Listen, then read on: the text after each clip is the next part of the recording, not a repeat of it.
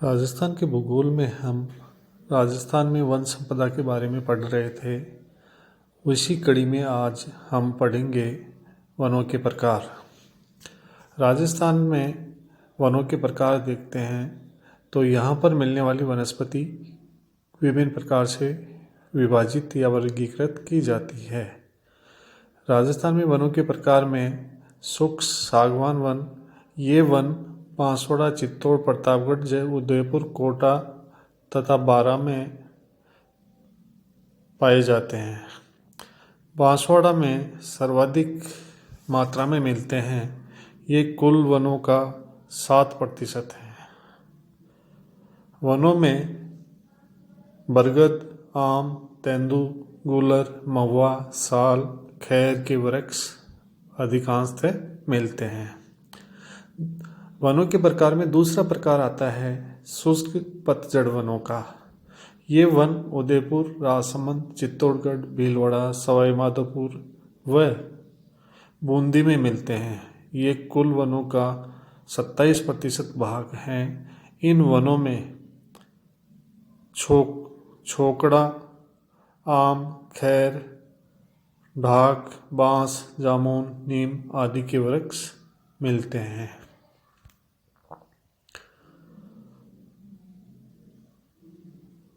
इन्हीं वनों के अंतर्गत देखें तो तीसरा वन आता है उष्णकटिबंधीय कांटेदार वन। उष्णकटिबंधीय कांटेदार वनों के अंतर्गत ये वे वन हैं जो पश्चिमी राजस्थान के जोधपुर, बीकानेर, जालोर, सीकर, झुंझुनू में मिलते हैं। ये कुल वनों का 65% भाग है। इन वनों के अंतर्गत बबूल, खेजड़ी, केर, बेर आदि के वृक्ष मिलते हैं। उष्णकटिबंधीय सदाबहार वन, ये वन केवल माउंट आबू के चारों तरफ ही पाए जाते हैं। ये सघन वन वर्ष भर हरे भरे रहते हैं। इन वनों का क्षेत्रफल मात्र 0.4% है। इन वनों में आम, ढाक, जामुन, शिरीष, अम्बरतारी, बेल के वृक्ष आदि मिलते हैं। सालर वन, ये वन अलवर, चित्तौड़, सिरोही, उदयपुर में मिलते हैं। इन वनों में प्राप्त लकड़ी सामान की पैकिंग और फर्नीचर उद्योग के काम में आती है। वन संपदा के अंतर्गत देखते हैं तो राजस्थान में वन संपदा का अलग अलग एक वन की प्रकार के आधार पर हम उनका क्षेत्र बता सकते हैं। सबसे पहले हम लेते हैं वन संपदा में बांस। बांस का उत्पादन या बांस के वृक्ष बांसवाड़ा, चित्तौड़, उदयपुर, सिरोही में प्राप्त होते हैं। कत्था उदयपुर, चित्तौड़, झालावाड़, बूंदी, भरतपुर में मिलती है। तेंदुपत्ता उदयपुर, चित्तौड़, बारां, कोटा, बूंदी, बांसवाड़ा से प्राप्त होती है। खस भरतपुर और सवाई माधोपुर, टोंक से प्राप्त होती है। महुआ डूंगरपुर, उदयपुर, चित्तौड़, झालावाड़ में मिलती है। आंवल या झबोई जोधपुर, पाली, सिरोही, उदयपुर में मिलती है। शहद या मोम अलवर, भरतपुर, सिरोही और जोधपुर में पड़ती है। गोंद बाड़मेर के चौहटन क्षेत्र में मिलता है। इस आधार पर हम कुछ तथ्यों के बारे में वर्णन करेंगे जो उपर्युक्त वर्णन से प्राप्त हुआ है। तेंदुपत्ता से बीड़ी बनती है, इसमें टिमरू भी कहते हैं। खस एक प्रकार की घास है, इससे शरबत, इत्र आदि बनाए जाते हैं।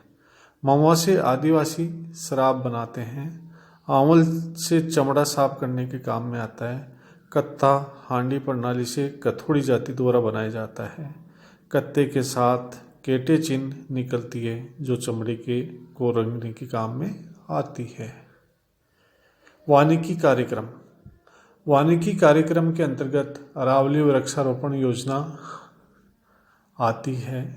अरावली क्षेत्र को हरा भरा करने के लिए जापान सरकार द्वारा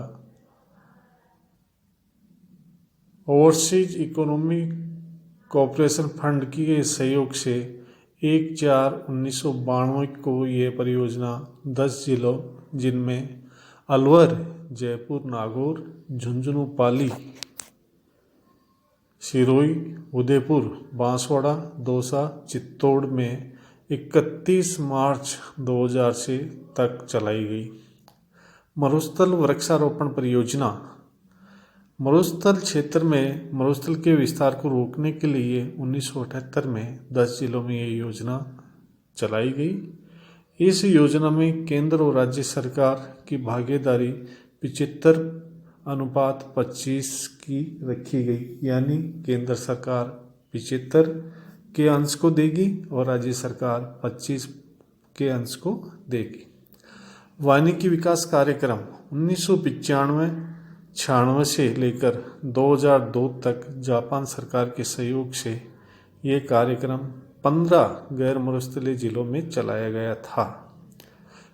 इंदिरा गांधी क्षेत्र वृक्षारोपण परियोजना सन 1991 में IGNP के किनारे किनारे, IGNP का मतलब है इंदिरा गांधी नहर प्रोजेक्ट के किनारे वृक्षारोपण और चरागाह हेतु यह कार्यक्रम जापान सरकार के सहयोग से चलाया गया। 2002 में यह पूरा हो गया। राजस्थान वन एवं जैविक विविधता परियोजना आदि परियोजना चलाई गई। इससे कुछ तथ्य निकलकर सामने आते हैं ये कि पश्चिमी राजस्थान में लाटी श्री क्षेत्र, जिसमें भूगर्भिक जल की एक पट्टी मिलती है, में सेवण, प्लेसिरियस सिडिकुस, धामण और मुराद जैसी घासें मिलती हैं। राजस्थान में सर्वाधिक धोखड़ा के वन क्षेत्र मिलते हैं। जैसलमेर के कुलधरा में कैक्टस गार्डन विकसित किया जा रहा है। प्लास और ढाके फूलों से लदा वृक्ष जंगल की ओर की आग कहलाता है। इसका वानस्पतिक नाम विटिया मोनोस्पर्मा है। खेजड़ी का रेगिस्तान का कल्पवृक्ष कहलाता है। इसे सम्मी, जाटी, पंजाबी, हरियाणी और राजस्थानी छोकड़ा सिंधी में, पेमय तमिल में, बन्नी कन्नड़ में, प्रोसोपिस सिनोरिया विज्ञान में कहते हैं। 1983 में इसे राज्य वृक्ष घोषित किया गया। इसकी पत्तियों को लोम फली को सांगरी कहलाती है। रोईड़ा को मरुस्थल का सागवान कहा जाता है। राजस्थान की मरु शोभा मारवाड़ टीका कहते हैं। इस पर केसरिया फूल आते हैं। इन फूलों को 1983 में राज्य पुष्प घोषित किया गया। इसका वानस्पतिक नाम टिकोमेला अंडलेटा है। पूर्व मुख्य सचिव मीठालाल मेहता के प्रयासों से झालाना वन खंड जयपुर में स्मृति वन विकसित किया गया। 20 मार्च 2006 में इसका नाम बदलकर कपूरचंद कुलिस स्मृति वन कर दिया गया। जोधपुर में देश का पहला मरु वानस्पतिक उद्यान माचिया सफारी पार्क में स्थापित किया जा रहा है, जिसमें मरु प्रदेश की प्राकृतिक वनस्पति संरक्षित की जाएगी। शेखावाटी क्षेत्र में घास के मैदान बीड़ कहलाते हैं। कुमट, कैर, सांगरी, काजरी और गोंदा के फूल पंचकूटा कहलाते हैं। केंद्र सरकार ने मरुस्थलीकरण को रोकने के लिए अक्टूबर 1952 में मरु वृक्षारोपण शोध केंद्र की स्थापना जोधपुर में की थी, जिसका नाम है काजरी। एरिड फॉरेस्ट रिसर्च इंस्टीट्यूट आफरी भी जोधपुर में ही है। राजस्थान जिले में खमनोर यानी हल्दी घाटी और देलवाड़ा क्षेत्र में चंदन वृक्ष होता है। केंद्र सरकार द्वारा 7 फरवरी 2003 को कोर राष्ट्रीय वन आयोग गठन किया गया। भारतीय वन सर्वेक्षण की स्थापना 1981 में देहरादून में की गई। राजस्थान को वन प्रबंध हेतु 13 वृत्तों में बांटा गया।